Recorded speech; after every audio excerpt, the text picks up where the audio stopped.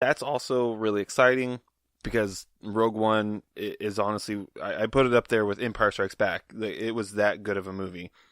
And there's also a series of Star Wars films from the Game of Thrones showrunners and producers, which also I'm really stoked for. And I don't know if it's going to be films or a live action show, but either way, like Game of Thrones is one of my favorite TV shows. It's so good. I'm I'm excited for what they can do with Star Wars. And of course, The Mandalorian. Now, speaking of The Mandalorian, Pedro Pascal, best known for his role as Oberyn Martell, rest in peace, homie, in the fourth season of Game of Thrones, has been cast as the lead role for the show. Jon Favreau's series is set after the ending of the Empire and before the First Order comes to be what we know it is today. Jon Favreau previously announced that it will take place after Jango and Boba Fett's stories, and will focus on a lone gunfighter in the outer reaches of the galaxy and will be far from the New Republic's authority. I am so excited for this show. I can't get that across enough. And I know I talk about this show almost every other episode, but I can't talk about how excited I can't not talk about how excited I am about this show. I'm stoked. I love the Mandalorians. They were even in the Nice Old Republic series. The Mandalorians were like, I thought they were some of the coolest characters, and I don't know if this is because of the mysteriousness of them or what, but I've always thought they were wicked cool, way cooler than Jedi. So I'm really excited for this show. And lastly, in movie/TV news, we're coming up on the holidays, and you get your A Christmas Story, you get National Lampoon's Christmas Vacation, Home Alone. Some people, they watch Gremlins and Die Hard. But, nothing really quite conveys the message of Christmas like Deadpool and Fred Savage writing Rudolph the Red-Nosed Reindeer. So, the PG-13 re-release of Deadpool 2 has officially been titled Once Upon a Deadpool. And the poster was released, and it has Deadpool and Fred Savage riding Rudolph the Red-Nosed Reindeer.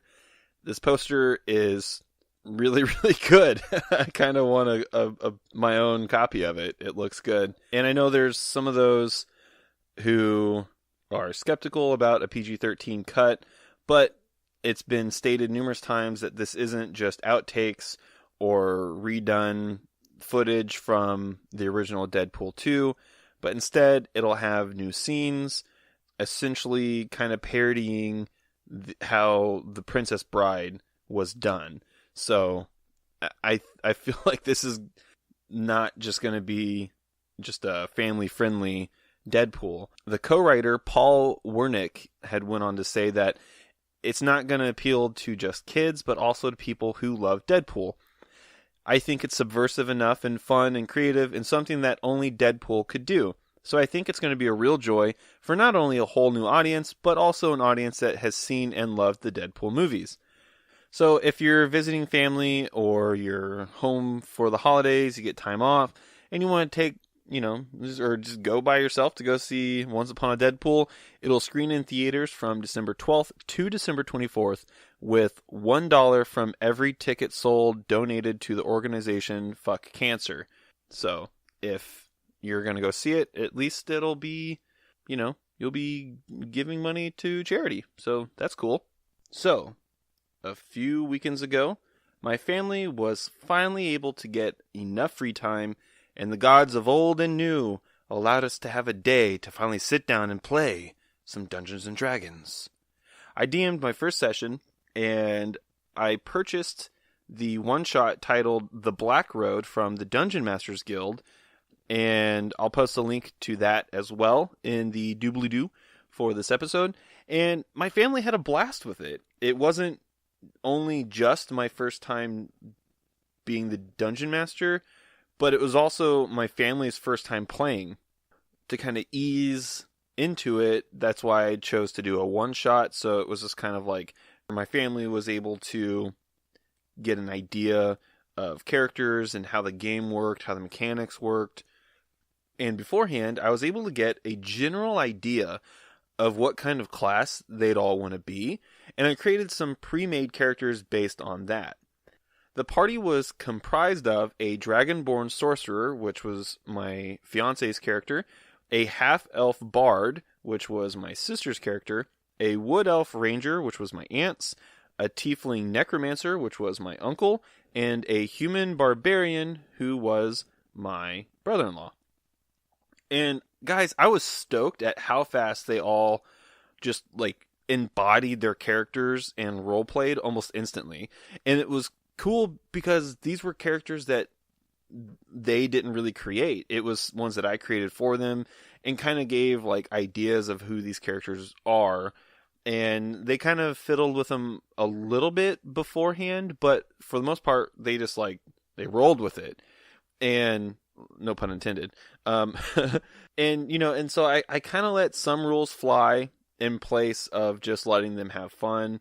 Or my fiance wanted to, you know, at one point she was like, I want to cast Mage Hand and choke that person. So it was like, okay, we'll roll for it, you know? So I just kind of let them explore the game and how it works. And everyone had fun. And so much so that we decided that on Thanksgiving next week, once we're done stuffing our faces and we, you know, the Cowboys lose, we're going to roll up characters for the start of our official D&D campaign. Then, Black Friday and that Saturday following, we're going to be playing some more Dungeons and Dragons. And we're also probably going to play some Zombicide and stuff like that. But we're going to be running through the Lost Mines of Phandelver, which is from the D&D starter kit, which if you're interested in doing Dungeons and Dragons or something you think some of you and some of your friends might be interested or your family, the D&D starter kit's like $17 on Amazon. It's super cheap and it gives you everything you need to just start playing. And then if it's something you want to take seriously, then that's when you can start investing in like a Dungeon Master Guide or a player handbook and start branching out with, like, you can purchase pre-made campaigns and go on from there, or you can do homebrew campaigns. There's tons of stuff online and resources online where you can homebrew your own stuff. I think what I'm going to do is just stick with pre-made stuff so that way it's not, because I think we're only going to be doing this like once a month, so I won't really have a whole lot of free time to be able to do a homebrew campaign like I originally wanted to, but at least we're going to have some fun. And I'm already trying to plan out some ideas for ways to develop character arcs for them, so I'm pretty excited for that. And I'll be sure to keep all of you guys updated once our campaign continues. Anyway, I wanted to thank all of you guys for your support and your listens and your downloads. It means so much to me. And also, don't forget that I have merch available through TeePublic, and I'll post a link in the doobly-doo for the episode for that as well. And as always, please be sure to rate, review, subscribe, follow, share, all that good stuff. It helps the podcast climb through the rankings and gets more people listening, and the podcast can grow, and it enables me to do more fun stuff with the podcast, like giveaways and interviews and stuff like that, which, like I said, at the beginning of the year, I have some really cool interviews lined up, and I'm excited to share that with you guys.